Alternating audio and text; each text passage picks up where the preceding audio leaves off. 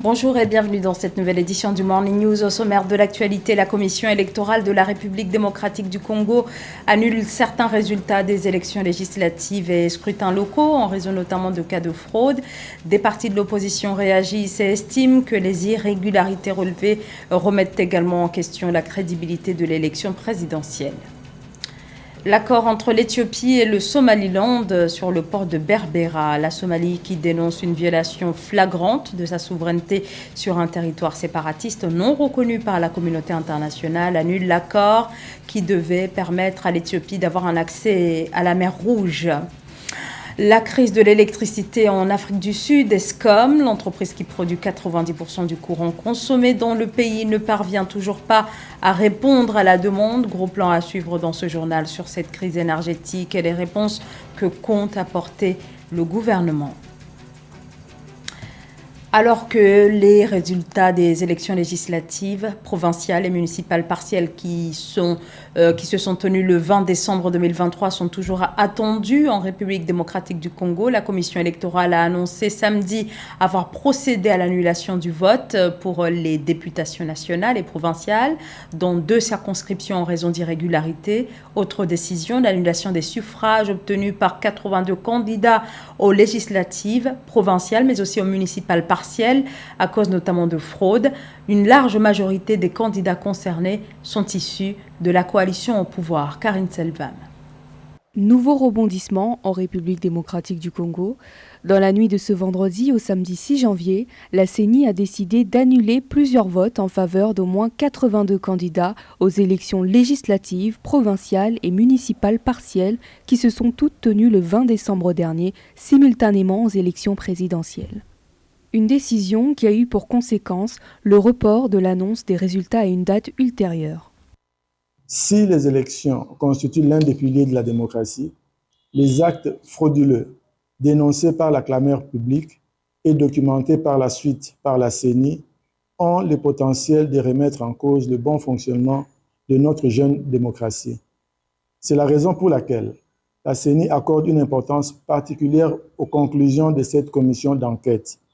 Et pour lui permettre de mener les investigations nécessaires sur les faits avérés des pratiques frauduleuses, la CENI, pour la toute première fois, n'a pas respecté son calendrier électoral et a reporté la publication des résultats provisoires des élections des députés nationaux et provinciaux prévues initialement le 3 janvier 2024. Cette décision a provoqué un déferlement de réactions, tant de la part des électeurs que des candidats. La liste des noms des candidats et circonscriptions électorales concernées a par ailleurs été communiquée par la CENI. Sont annulés la totalité des suffrages obtenus par les candidats aux élections législatives, provinciales et communales dont les noms sont repris à l'annexe 1 de la présente. Article 3. Le membre du bureau ayant en charge le scrutin et la collecte des résultats, ainsi que le secrétaire exécutif national, sont chargés, chacun en ce qui les concerne, de l'exécution de la présente décision qui entre en vigueur à la date de sa signature. Au total, ces annulations concernent des candidats présents dans 36 des 182 circonscriptions électorales et 17 provinces sur les 26 du pays. Des ministres actuellement en poste sont également concernés, tels que celui du tourisme et celui de la formation professionnelle. Rappelons à ce jour que seul le résultat provisoire de l'élection présidentielle a été annoncé, à savoir Félix Tshisekedi, réélu avec 73% des votes. Une décision qui devra tout de même être confirmée dans les prochains jours par la Cour constitutionnelle. Dans l'actualité également, le Premier ministre issu du coup d'État, Lamine Zeine, demande le report de la rencontre qui était prévue le 10 janvier prochain avec la CEDEAO, la Communauté économique des États de l'Afrique de l'Ouest. Le Niger propose la date du 25 janvier, le temps pour la junte nigérienne d'organiser un dialogue national sans plus de précision. Pas de réaction officielle pour le moment du côté de la CEDEAO qui, le mois dernier, lors d'un sommet, a ouvert la voie à un allègement de ses sanctions à l'encontre du Niger en le conditionnant à une transition courte avant le retour des civils au pouvoir. Toujours dans l'actualité nigérienne, des victimes civiles ont été découvertes après des frappes aériennes de l'armée nigérienne contre des terroristes dans la nuit de vendredi à samedi près de la frontière avec le Burkina Faso. C'est ce qu'indique un communiqué du CNSP, le Conseil national pour la sauvegarde de la patrie. Aucun bilan officiel à l'heure où l'on se parle, mais certaines sources locales évoquent au moins 50 morts. Le président somalien Hassan Sheikh Mohamud a signé samedi 6 janvier une loi annulant un accord maritime qu'il estime illégal entre l'Éthiopie et la région séparatiste du Somaliland. Cet accord devait garantir à l'Éthiopie enclavée un accès à la mer Rouge. Mogadiscio a dénoncé une agression et une violation flagrante de sa souveraineté. Les explications de Nathalie Mo. L'accord portuaire entre l'Éthiopie et le Somaliland, annulé le 6 janvier 2024 par une ordonnance du président somalien Hassan Sheikh Mohamud. Le dirigeant du pays de la Corne de l'Afrique n'a pas divulgué de détails spécifiques concernant le contenu de la nouvelle loi ni le calendrier de son approbation par le Parlement somalien. Le mémorandum d'entente entre l'Éthiopie et le Somaliland sur l'allocation de 20 km de côte pendant 50 ans sur le port de Berbera représente pour le gouvernement somalien une violation de l'intégrité du territoire national. Ce soir, j'ai signé la loi annulant le protocole d'accord illégal entre le gouvernement de l'Éthiopie et du Somaliland. Avec le soutien de nos législateurs et de notre peuple, cette loi est une illustration de notre engagement à sauvegarder notre unité, notre souveraineté, notre intégrité territoriale conformément au droit international. Côté éthiopien et somalilandais, aucune réaction n'a suivi la décision du président Hassan Sheikh Mohamud. On se souvient toutefois qu'en octobre 2023, le premier ministre éthiopien Abiy Ahmed a déclaré que l'existence de l'Éthiopie était liée à la mer Rouge, qui pour lui est un patrimoine collectif pour les pays de la Corne de l'Afrique. Pourtant, l'indépendance de l'Érythrée en 1993 a fermé l'accès à la mer Rouge à l'Éthiopie, qui se trouve désormais enclavée et dépendante de ses pays voisins sur le plan maritime. Alors que l'Éthiopie revendique le Somaliland, à travers cet accord, des groupes rebelles comme El-Shabaab utiliseront cela pour justifier la mobilisation et les attaques terroristes contre l'Éthiopie, car la Somalie pourrait considérer qu'il s'agit d'un empiétement majeur sur son intégrité territoriale. Je pense qu'à l'avenir, nous pourrions réellement assister à des tensions au niveau diplomatique, politique et économique. L'accord du 1er janvier 2024 pour l'exploitation du port de Berbera, en dehors de ses implications économiques, revêt d'importants enjeux politiques. Le gouvernement du Somaliland a indiqué que l'Éthiopie a accepté d'être le premier pays à reconnaître son indépendance en échange d'un accès à la mer Rouge. Une autonomie totale revendiquée depuis 1991, mais source de fortes tensions entre l'État fédéré somalilandais et le gouvernement central somalien. L'Afrique du Sud est toujours en proie à une profonde crise de l'électricité. Eskom, l'entreprise publique qui fournit la grande majorité de l'électricité du pays, est plombée par un parc de centrales à charbon défaillantes. Conséquence, une incapacité à produire suffisamment d'électricité, ce qui entraîne régulièrement des délestages. Face à ces coupures, que prévoit le gouvernement pour tenter d'endiguer la profonde crise de l'électricité qui mine le quotidien et l'économie de la première puissance industrielle du continent africain? Élément de réponse dans ce sujet de Sarah Yemele.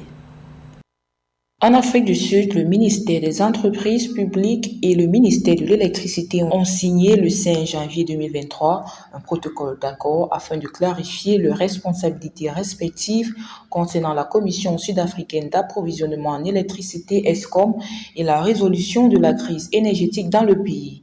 Selon les données officielles, Eskom, la première des compagnies de production et de distribution d'électricité en Afrique du Sud, produit environ 85% de l'électricité utilisée dans le pays et environ 45% de l'électricité utilisée en Afrique. Eskom produit, transporte et distribue de l'électricité aux clients industriels, miniers, commerciaux, agricoles et résidentiels, ainsi qu'aux redistributeurs. Bien que des progrès significatifs aient été réalisés pour réduire la gravité des délestages, il reste encore beaucoup à faire pour garantir la sécurité de l'approvisionnement en électricité. L'approche collaborative décrite dans le protocole d'accord renforcera encore les efforts d'Excob pour résoudre la crise de l'électricité. Le protocole d'accord tient compte de la constitution d'Excob et définit les rôles et les responsabilités du ministre de l'Électricité. Ainsi, le ministre de l'Électricité, Goshencho Ramokopa, est chargé de veiller à la mise en œuvre du plan d'action énergétique et du plan de relance de la production d'Excob.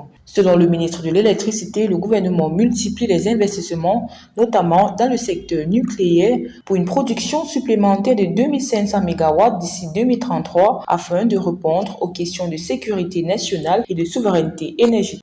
Nous sommes toujours saisis de la responsabilité de veiller à ce que les lumières restent allumées. Nous profitons également de cette période pour faire ce que nous appelons de la maintenance d'opportunités, étant donné que certains d'entre vous sont des utilisateurs intensifs d'énergie. Au cours de ces dernières années, l'économie sud-africaine s'est développée à un rythme rapide, ce qui a entraîné une augmentation de la demande d'électricité. La capacité de production de l'Afrique du Sud est restée constante alors que la demande n'a cessé d'augmenter, ce qui a entraîné une pénurie d'électricité. Actuellement, le charbon, principale source d'énergie de l'Afrique du Sud, représente environ 80% du mix énergétique du pays. Selon le plan de ressources intégré IRP de 2019, 24 100 MW de sources d'énergie thermique conventionnelle, en particulier le charbon, sont susceptibles d'être mis hors service dans les 10 à 30 prochaines années. Chaque jour dans le monde, 800 femmes meurent durant leur grossesse ou en accouchant. L'Afrique subsaharienne est la région du monde où la mortalité maternelle est la plus forte. Plus de 500 décès pour 100 000 naissances, une problématique qui se pose notamment au Cameroun, un sujet sur lequel intervient notamment la première dame, Chantal Biya, qui a lancé des actions en faveur de la santé de la mère et de l'enfant. Catherine Gombe. Ce geste, la première dame camerounaise l'a répété plusieurs centaines de fois ce 6 janvier 2024 à la résidence principale du palais de l'unité de Yaoundé. 24 heures après la cérémonie de présentation des vœux au chef de l'État Paul Biya, c'était au tour de son épouse Chantal Biya de recevoir les vœux de Nouvel An présentés par les épouses des membres du corps diplomatique et celles des membres des corps constitués nationaux. Des moments qui ont permis de mettre en lumière les actions de la première dame en faveur de la santé de la mère et de l'enfant, leur épanouissement ainsi que celui des couches défavorisées de la société. L'engagement de l'ambassadrice de bonne volonté de l'UNESCO a notamment contribué à réduire de 14,2% le taux de transmission du VIH de la mère à l'enfant et a fait reculer la mortalité néonatale de 31 à 28 décès pour 1000 naissances vivantes entre 2011 et 2018. C'est que la sensibilisation des mères en périphérie à ce qu'une grossesse se suit. Une grossesse doit être suivie. Vraiment, ça c'est le premier défi pour la réduction de la mortalité maternelle et infantile. C'est qu'au Cameroun, qu'aucune femme ne soit plus enceinte sans être suivie, sans avoir un suivi correct, parfait. Ça ne coûte pas cher. Le ministre, comme vous le savez, le ministère de la Santé a mis la femme enceinte en priorité pour la couverture santé universelle.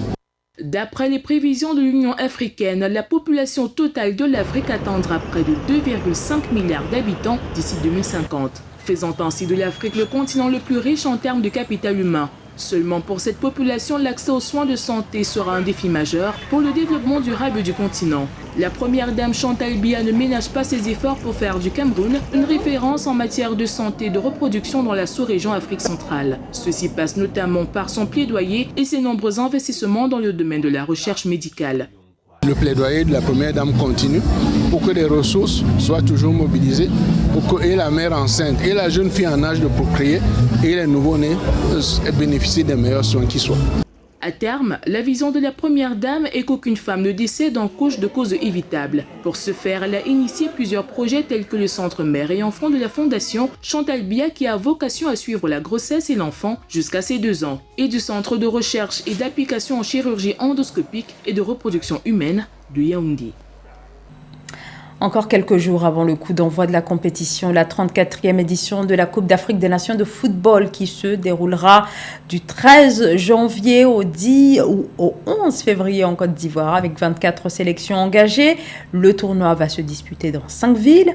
Réussir l'organisation de cette compétition continentale est une nécessité pour la Côte d'Ivoire qui entend également se dépasser sur le plan sportif. En effet, les éléphants, déjà sacrés à la CAN à 2 reprises, sont en quête d'un 3e titre continental. Marcel Kouassi, Philomentine.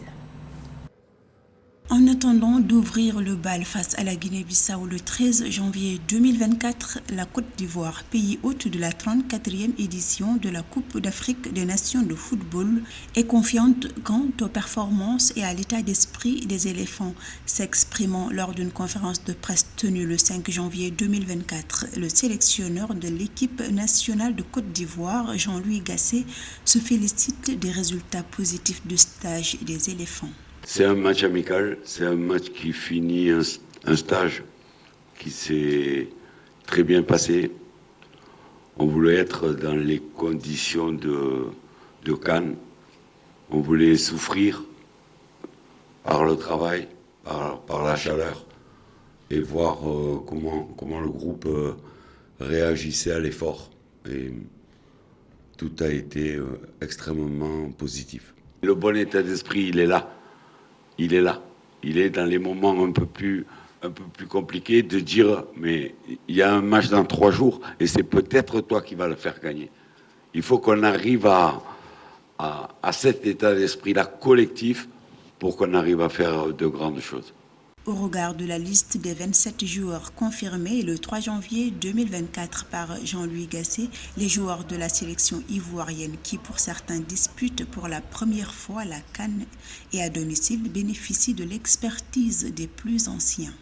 À l'approche d'une compétition comme la CAN, il est important de ne pas trop vite s'emballer parce qu'on a un groupe avec beaucoup de jeunes joueurs, il y a beaucoup qui vont découvrir la CAN pour la première fois. Donc, il ne faut pas trop vite leur mettre la pression et il faut aller tranquillement.